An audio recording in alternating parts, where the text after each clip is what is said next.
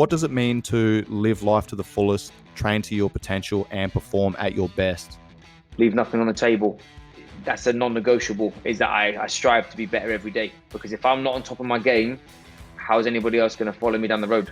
Keep demanding more of yourself to live up to that potential and to stay hungry. Training is progress. You know, when I look at the word training, I think of steps, baby steps to get somewhere that you want to be. And that is basically your life journey. It's a mindset in itself, man. It's like, it's not just about, I know that for you, a lot of that's about the physical, but we're constantly in training, whether it's growing our skill sets, whether it's growing our physical bodies, whether it's growing our relationships, whatever. And all of that's a training ground. And that kind of goes back to the mindset that we just talked about. You underestimate yourself and you don't even start.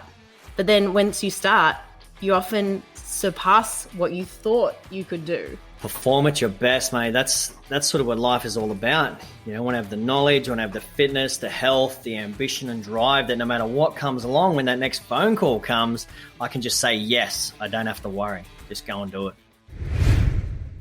What is up, guys? Welcome back to the Live Train Perform podcast. I'm your host, Shaun Kober, and I'm here with Magic Marlon Moraes.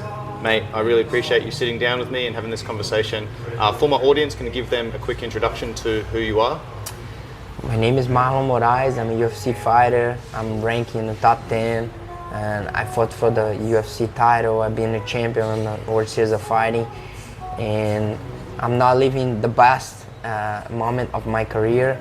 And I just think everything happens for a reason, and now I know why everything happened the way it happened, and I found myself. And I want to speak a little bit about everything that, you know, and how I found myself again, and how the taste for training, for victory, for the to learn, get better, and everything else came together, you know. And I think Thailand, Johnny Boy, and all seeing these guys every day in this atmosphere out here help it, you know, and it's still pushing me through my goals. Yep. A lot of things to unpack there. First thing I want to talk about is you said I found myself. I wanted to find myself again. What do you mean by that? Like, what made you lose yourself? You know what? When you're winning, you are always fixing. You're always learning, but in the end of the day, some things you still can't see. You know, you still don't see the mistakes you make, and everybody always says in general, you only see the mistakes when you lose, you know. But and at some points I think it's right, you know. You are winning and everything is happening, and you just like, man, I'm the man, you know. But it's the old saying, if it's not broke, don't fix it, right? Yeah, but I think helps a lot because your confidence, you know. You're confident. Everything you do, you throw a punch, the guy goes out. You throw a kick, the guy goes out, you know. And things just happen, you know. And I'm just at a point of my career that things are not happening, you know. And I was humble enough to look back to everything, every fight, and see what was happening, you know, and to try get something different, you know. I'm with my family all the time in Florida, you know. I love my wife. I have 2 boys, and they are my engine, you know. They push me, you know. I would say they are my gasoline, you know. I do that for them, you know. But still, when you're in home, you think that you are doing everything you can, but it's hard, man, to manage it all the time and see. And this business, it's a cruel business, you know. A fighting business, you either are 110% or you're not, you know. If it's missing a little bit, at some point you're gonna pay for it. And I paid for it at some points, you know. I'm not regretting. I'm not saying blame on coach A, coach B, coach D, on myself, you know, on the way I was training. And I've been always pushing myself. I've been always the first, the last. I've been always trying to get better every day, but it's still not enough, you know. And you only see that you are not doing everything that you could when you change a little bit. You make a little tweaks. You go see new people. You go to a different training camp. You see how people train. And I think this is important for me. The fact that I came here to Thailand for this camp and how everything happened, you know. and here I am. You know, I'm fully motivated. You know, I am ready, and I can't wait just to get in the octagon and fight. You know, that's what I love to do, and I know I'm prepared for anything. I'm prepared for a war, and I'm prepared to finish him in the first round if I have to. You know, and that's how I'm going to this fight. Yeah. Awesome, man. We'll circle back to, you know, the decision to come out to Thailand, base yourself at Tiger Muay Thai, how you got here, the connections you've made here, how fight camp's gone. We'll go through all of that in a moment, but I still want to dive into a couple of those things because, you know, you were on a roll, man. You were one of the top fighters, still are one of the top fighters in the UFC's bantamweight division. You know, fought for the title, beat some of the legends of the sport, and was just dominating. Then you had a couple of losses. You kind of lost your mojo a little bit. Was that one of those kind of turning points that made you take a step back and have a look at how you were going about your training and the people that you had around you and how you were going about business? Was that one of those reasons? Yeah, definitely, you know. And I can say about my decision before mention about John, you know, about Johnny Boy, the boxing guy, John Harrison. And we met in Florida when he was there with Peter. I've been always, I've been always a fan of Peter. I watched him ACB. He fought one of my guys. I used to train with Maga. Maga had a good fight with him. The first one, the second one, he lost. I was watching him. I knew one day he was gonna get to the top. And I know the base that he has is a great boxing base. You know, I love boxing. I love to get better. And the connection with John was just an opportunity to learn a little from the background that Peter is from, you know, and learn a little about his method of training, you know. And John, he made me an invitation, you know. He said I could come here, start a camp here, you know. He welcomed me. You know, Peter is the champion. I am top 10, but you know, I'm a kind of away, you know, from that picture, and nothing could like stop me from coming here. And you know what? We are both professional. We know if you have someone just as good as you, you're gonna get better. You know, doesn't matter if one day we're gonna have to fight or not. We're gonna get each other. A legitimate, like, yes. It may be a legitimate thing, man. Yes, and we're gonna, especially if you go on a little bit of a roll now. Yes, and definitely. You start winning fights, man. There is a potential that you and Jan will be fighting at some stage in the future. And we were about to fight, you know. It was a little like. Yep, I remember that. And we end up not fighting. And you know, he's one of the best. And when I moved to the UFC, that's what I want. I want to fight with the best. And until the day I call a career, I want to say, man, I fought with the best of the best. Yeah. You know, and that was the decision. I met with John, and he said, oh, you can come here, Tiger. You know, the door is open too. You can come here a couple weeks. Yeah. But then I came here and I saw how good it was, you know, and I saw that I could focus on the training here. And that brings me back to the beginning of my career. You know? I'm in a room, small room, my bed, my TV. I didn't get to watch much Thai TV, but I try, you know, just talking with my family a little bit, and 100% in the fight. Walk to the gym, walk home gym. And that's what I did for the last 8 weeks. It's a simple life in Thailand, man, and I think this is one of the reasons why a lot of people do come over here and they base themselves at Tiger Muay Thai for their fight camp for 4, 6, 8 weeks or whatever, because it does remove the distractions that you do have at home, you know, with your commitments being, you know, a husband, a father, you know, a brother, a son, a family member, you know, a friend, whatever. Like all of those. It's not like those commitments are then taken away, but they're minimized, you know. So you've got less distractions out here, and it's like literally, man, like you're on the street. You literally wake up in the morning, you go to the gym, you do your work, you eat, you sleep, you stretch, you recover. You go back and do another training session. Yeah, that's what I thought about, you know. And this is a very important fight. It's a turning point. Yeah. I want to turn it into a positive way, you know. And I'm just starting, and that's the first one from my next couple fights. I believe that I'm ready for that, and I found that here, you know. That's awesome. I didn't leave my team back home. American top team. I'm still on American top team. And when I came here, the initial plan was come here for a couple weeks and finish there. But unfortunately, I caught the COVID and my camp got short. So me, yourself as my coach, John, we decided to be here. I think that was the best choice. I made it, and I feel unbelievable ready, and I just can't wait. Yeah, that's cool, man. And just a little bit more from my end on that backstory. I remember John Boy came back from that trip to the States, and obviously.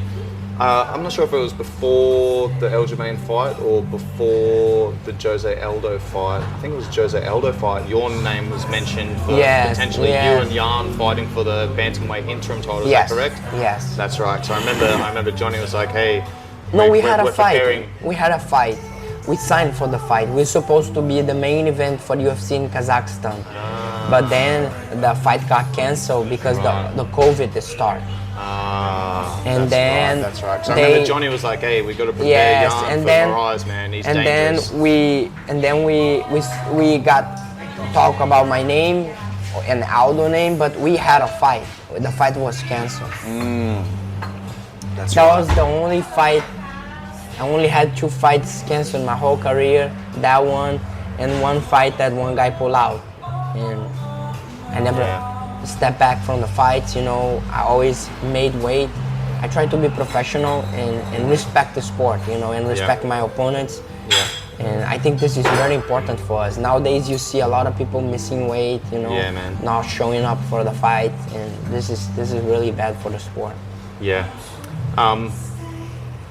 Talking about this training camp, how has this camp been for you? How different has it been to be at Tiger, be away from your normal team at American Top Team, have your main coaches around you? You haven't obviously had that opportunity here.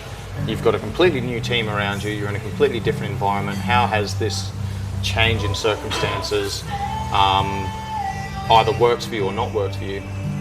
I think the biggest point at this whole trip, this whole training camp, it's about the confidence. How you get the confidence, how you build your confidence. It's not about psychological. It's not about who's gonna tell you what to do. You have to close your eyes, watch the fight 100 times in your mind. Of course, it does gonna help you, but man, it's all about the work. It's all about the training, the daily. Be uncomfortable and work hard every day. It's about getting there and get the extra session. If you're tired, you just get another round, get another skip round, If you drill a little bit, get better, drill again. And this will help the fighter, the doctor, anybody in all areas. You won't build your confidence if you're not working hard, if you're not drilling enough, It's how you get better. This is how you get confident, And I think harder work, better you're gonna be for anything. That's a good point, but I also see the other side of it where people are just grinding themselves to the bone and they're doing too much. This is a common issue that I see with young fighters, particularly up and coming, man, is they just want to get into the gym and they're training, 2, 3, 4 hours a day, man. They're grinding themselves to the bone. Like, that's too much, right? There's a dose-response relationship. We need to provide enough stress and then rest, recover, and adapt, so we are actually getting better. And this is something that you've said this during this interview already. You're like, man, I'm feeling fucking good. Yeah, but I'm feeling great. This is why it's so important. You'll be surrounded by people like yourself, John, Joe, the good coaches, the people that, man, somebody gotta pull you back, not you. Yes. Because if you see someone all the time, man, I feel sore, I feel this and that, man, you should never complain. You gotta have the right people around you, because those people, they want the best for you. You have to listen. I listen to you, I listen to John, I listen to everyone at Tiger, because we have to be humble enough to recognize to people, and man, how many days you be in the books studying, you know what you're talking about. John, he was a pro boxer, he knows about the punch, how to throw the punch. I respect him Every time he say, man, you're wobbling, watch your step. Man, I know he's right, but at some times I'm doing it and I say, man, I think I did right. I'm gonna tell you the truth. Maybe he tells me 1,000 times I'm wobbling, 999 I think I'm not wobbling, but I just try to fix, you know. And if he's saying, he's right. And if you're working with someone that you are doubting what he's telling you, you should not work with, you know. That's what I think, you know. And when you tell me about the hip, man, your hip is man, I believe you. I don't need the mirror to show me, you know. You are saying, I believe you 100%. But a lot of people don't. A lot of people have a little ego. I'm not just saying about the hip, about that, but I'm saying general, you know. Like some people, they just think they are always right. But man, as a fighter, if you want to get better, if you want to win, you always need to think you are wrong. Yeah, that's a great point, man. Something that I always think about is, you know, I'm forever a student. And this is why I'm, like this year in particular, I'm really focusing on, you know, learning the craft myself. You know, I'm going into the mixed martial arts sparring sessions on Monday. I'm going to jiu-jitsu twice a week. I'm going to the boxing sparring. You know, I want to know how you guys feel. I want to know how you guys are moving. I want to know, you know, I know what I'm doing in terms of strength and conditioning, the you know, the theory and the practical, but can I apply that to a fighter? And I have been doing that for, you know, 4 years now, since I've been at Tiger, almost 5 years now. But for me, the next stage is to get in, move like you guys move, feel what you guys feel, so then I can take, you know, what those other coaches are saying. If I'm going in a boxing session, Johnny's coaching. Yeah, right? but I'm listening to what he's saying. I feel a big link already, you know.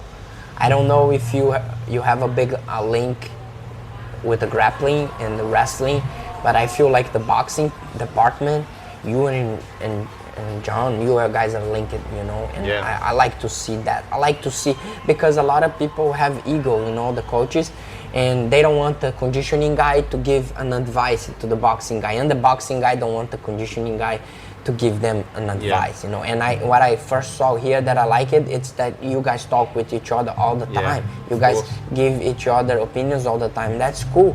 And I see yourself at sparring, you know, like I never see a conditioning coach at sparring and telling me things that make sense, you know. And it's, man, you know, like for me, I'm in this game for a long time and I see it all. And I know when someone is telling you things, but like they have no clue. They just want to be the one saying stuff. Just saying words. And I felt in you that you were telling me meaningful things, you know. And I said, man, that what he's saying means something to me. It's working, you know. He's not here bullshitting me. He doesn't want to be the one saying, some guys, they just, I'm here, I'm telling him things, but I felt you were there because you want to see how is that going, and at some points, you feel like you can say, you just say, you know. And me, as a fighter, a lot of people don't think like me, but I do think if someone's outside, he's seeing things that you don't. Everyone. We watch a fight on TV and sometimes, man, that guy's dropping his hand. Can we do the same? I don't know, but we see that, you know. Picking so up on those things, I try to pick up things from people outside all the time. Yeah, man. Yeah, I appreciate you saying that, man. It really means a lot, and that's one of the reasons why I am getting into, you know, learning some of the martial arts, because one, I want to feel what you guys are feeling, but two, you know, it gives me credibility as well. And then I also get to hear, you know, what Johnny's saying in the boxing classes, and I hear the way that the words that he uses when he's talking with you, and he's like, hey, do this, and then I'm like, all right, well, when I'm looking at strength and conditioning, we're talking about stability, we're talking about force production, we're talking about force transfer, we're talking about force application. All right, we're literally talking about the same things, right? But Johnny's using different words for that. So then I start taking his words and I start using them in our session. So you're like, oh, I've heard this before. It's all connected. Exactly, man. And it has to be, bro. And the same thing with Joseph when I'm going to jiu-jitsu sessions. He's saying, do this. I think this morning when we did our Turkish get-ups, I was like, hey, pull, push. You know, use those that lever system. Very important. Yeah, and I'm just taking those words and the verbs that are being used in different training sessions. I'm like, all right, cool. How can I start applying that to my strength and conditioning sessions, so everything's kind of tying in for you as an athlete, So it all makes sense, and that's the thing, man. This is something that I'm doing at Tiger, is building out this team environment, because at the end of the day, like, you know, it is a team, man. You know, you are an individual athlete, but if you've got the right team around you, man, like, it's as much a team sport as it is an individual I've seen sport. this before, like people work in the gym, but they will only support the guys that they train directly, you know. And man, we are a team. If one guy from the gym is winning, we all are winning, you know. And sometimes it's easier for the one that's not working with him. He's gonna get the credit, and he didn't have to work for it, you know. And I think this is important. I seen that here, and the way Tiger and all the coach treat every fighter, you know, it's really amazing. And even the youngest guys, you know, some guys have bad days, they lost, you know, but doesn't matter. They are still Tiger. We will support them, and I think this means a lot, you know, because we know if we're on this side, we're gonna have a team, and if you're on the other side, we're still gonna have a team, you know. Yeah, I think that's such an important element, man, and something, you know, I want to give massive credit to you as well. You've been like such a good addition to Tiger over the last couple of months that you've been here, because I see how you are with everyone, man. Like, people come up to you in the sparring sessions or in the drilling sessions, and they want to talk to you, and you're always, you know, hanging around for 15, 20 minutes afterwards, helping people out, and you know, giving them pointers, giving them tips. You know, you're always talking to other people in the gym, and you know, sometimes it's not about, you know, this is why the team environment's so important, man. You know, there's going to be people like you who's peaking for a fight, right? But then there's going to be other people that are outside of fight camp. They need to be good training partners in that time and come in and, you know, give you what you need to really build you up. And then when it's time for them to go into fight camp and they get into that last, you know, 4 to 6 weeks where they start peaking, you don't have a fight coming up, then you know, start helping them out a little bit more. That's how the team environment works, man. Exactly. And a lot of people don't think like that, but man, we need these guys. We need the gym full, because if you think the gym is only you, how are you gonna have partners, you know? And we are individual sport, but we need a team around us. A lot of people don't think like that, but we need that team. We need it. You won't win if you don't have partners.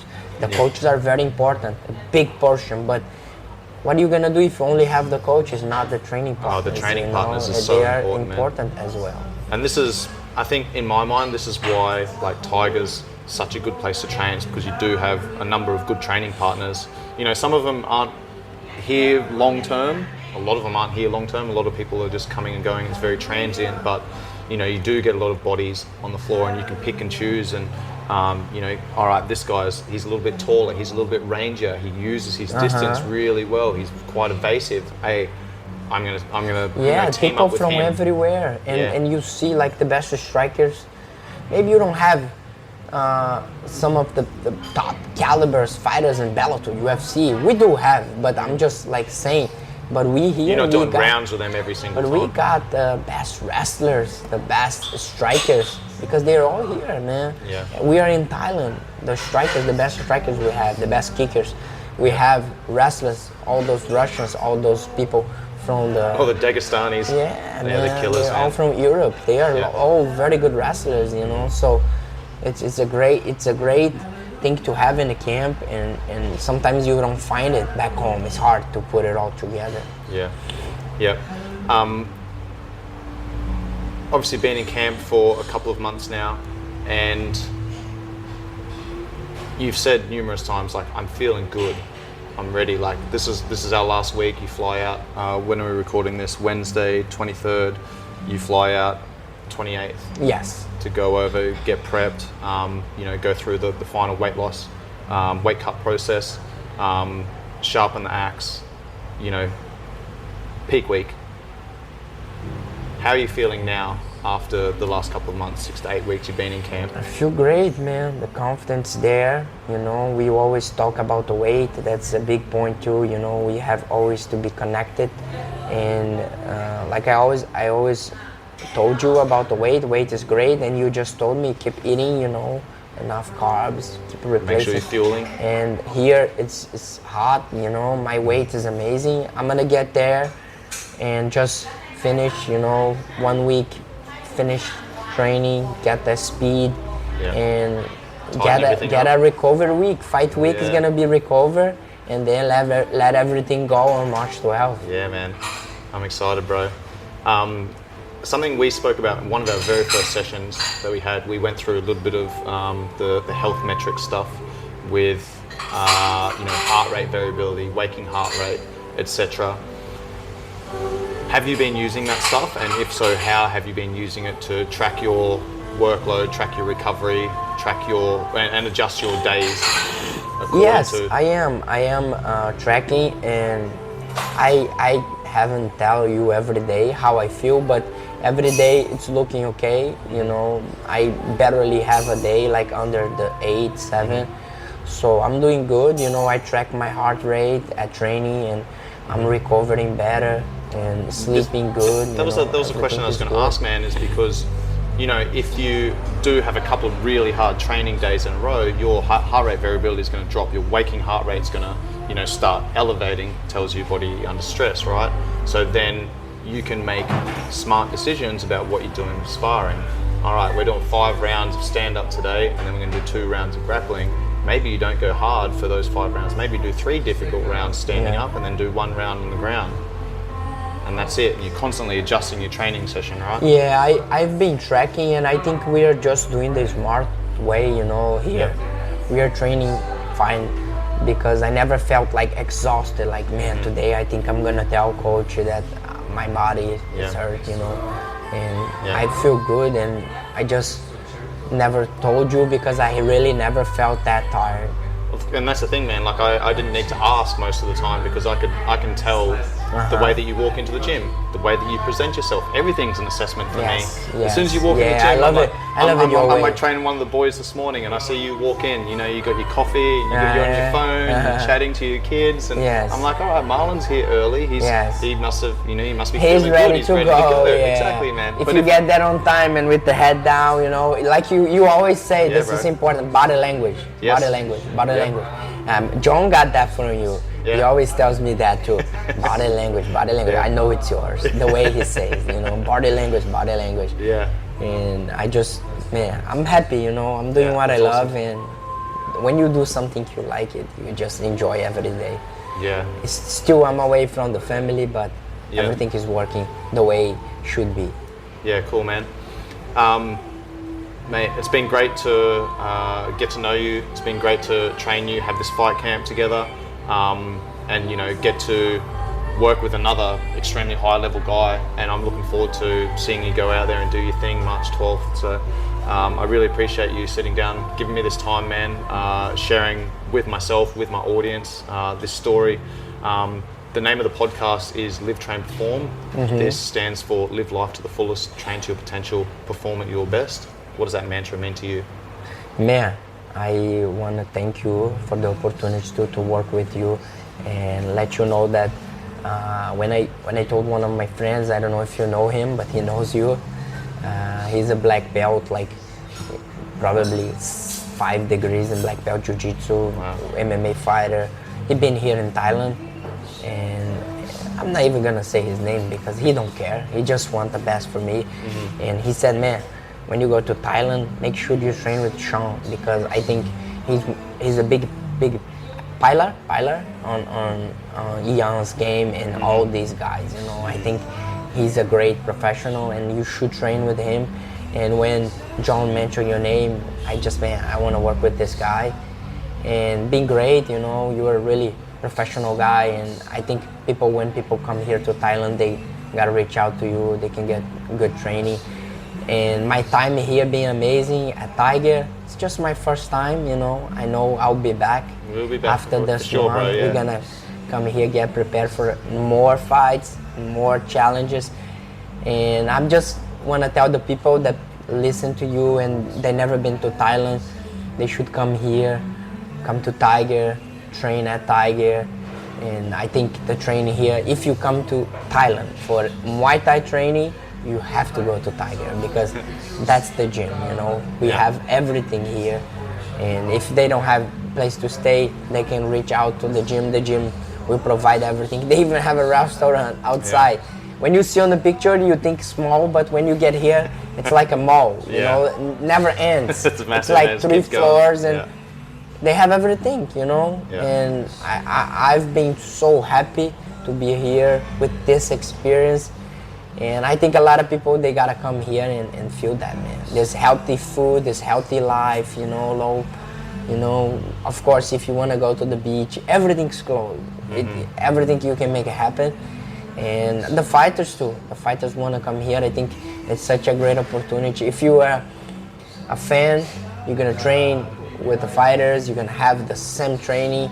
Or if you are a beginner, if you are a guy that want to be one of the UFC fighters one day, come here for an experience, train with us, you know. And also, if you're a high level, don't think you're not gonna find high level fighters here, because you're gonna always find guys that are better than you. Oh man! Come here got and something for everyone, you eh? see. Yeah, it's the That's best, man. it, man. Bro, I appreciate it. Thank you very much. Thank you so much, my brother. Have a good day. We look forward to building, man. Looking forward to seeing you back in the cage doing your thing. Yes, and it's getting about back in that it's win about column that and it's climb back about up the that rank, time, man. It's about that time on the right time. Let's go, brother. Cheers, mate. Thank you. Appreciate it, bro. This episode was brought to you by Swiss 8, which is a proactive mental health program designed by veterans, initially for veterans, that has been pushed out to the wider community, that allows you to structure in and schedule their 8 pillars of health and wellness, including nutrition, sleep, time management, discipline, fitness, personal growth, mindfulness, and minimalism. This episode was also brought to you by Be Spunky, which is a male hormone optimization supplement that I've been taking for about 1.5 years, and I absolutely rate. It is a TGA listed nutraceutical, meaning that it's made from all organic produce to help you manage and optimize your stress levels, which in turn increases your ability to improve testosterone production levels naturally. Use the code COBES10 at checkout for your 10% discount. All of those links will be in the show notes. If you got some benefit from this episode, please make sure you pass it off to your friends and family. I'd appreciate any shares on social media platforms. If you tag me or if you share it to your stories, make sure you tag me so I can share that as well. Any 5-star ratings and reviews are much appreciated. Much love, guys. Peace.